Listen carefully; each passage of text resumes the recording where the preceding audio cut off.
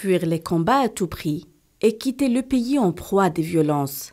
Sur ces images, environ 150 personnes, dont des diplomates, des officiels saoudiens et leurs familles, ainsi que des ressortissants venant de 12 autres pays, tels que le Qatar, l'Égypte, la Tunisie, l'Inde, le Canada et le Burkina Faso, en passe de quitter le Soudan vers Djeddah par voie maritime.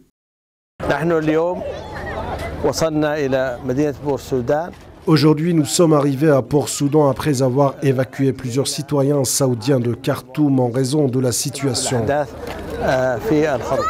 Le convoi a été bien accueilli et a reçu toute la protection nécessaire depuis Khartoum jusqu'à notre arrivée à Port-Soudan. Nous sommes reconnaissants au chef des forces de sécurité armées soudanaises et au chef de la base navale. Les évacuations ont bel et bien commencé, alors que les combats continuent à Khartoum après une tentative de cessez-le-feu de 3 jours pour la fête de l'Eid. Mission accomplie pour les États-Unis, Joe Biden a annoncé ce dimanche avoir mené une opération de rapatriement de diplomates américains et étrangers par hélicoptère. Dans un communiqué, il a particulièrement remercié Djibouti, l'Éthiopie et l'Arabie saoudite pour leur soutien dans l'opération.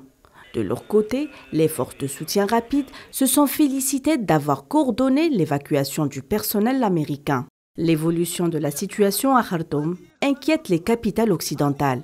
La France a aussi annoncé le début de l'opération d'évacuation rapide de ses ressortissants à Khartoum et de son personnel diplomatique, ainsi que des ressortissants européens venant des pays partenaires alliés. Environ 200 Français sont inscrits sur la liste consulaire au Soudan. Les Pays-Bas, la Turquie et l'Irak emboîtent le pas aux États-Unis et à la France. L'Australie, elle, appelle ses ressortissants à se réfugier dans un endroit sûr alors que les combats sont à leur 2e semaine.